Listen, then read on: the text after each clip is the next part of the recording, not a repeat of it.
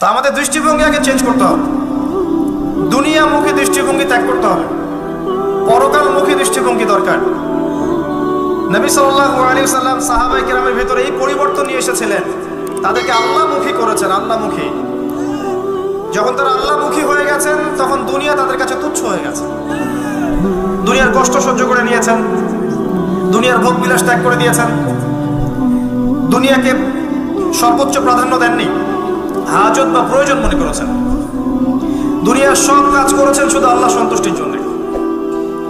এবং আমি অনেক লেকচারে এটাও বলেছি যে আপনি দুনিয়ার প্রতিটা কাজ আল্লাহ সন্তুষ্টির জন্যই করেন, কারো কাছে কিছু পাওয়ার আশায় করেন না। কারো কাছে প্রতিদান পাওয়ার আশায় দুনিয়ার কাজগুলো করেন, আপনি কষ্ট পাবেন। কারো কাছে আশা করেন না, আল্লাহর কাছে আশা করেন প্রতিদান, আপনি কষ্ট পাবেন না ইনশাআল্লাহ। কারণ আল্লাহ ছাড়া প্রকৃত অর্থে আমাদের আপন বলে কেউ নাই। শুধুমাত্র আল্লাহই আপনার আপন, বাকিরা আপনার প্রয়োজন। মানুষ মানুষকে ভালোবাসতে পারে না, মানুষ মানুষের অবস্থানকে ভালোবাসে।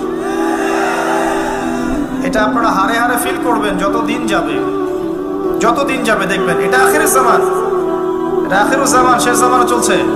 এখন ফিতনাগুলো এমন ভাবে পড়তে থাকবে যেন একটা মালা ছিঁড়ে দিলে পুঁথিগুলো যেমন টকটক করে পড়ে যায়, এইভাবে ফিতনাগুলো আসতে থাকবে।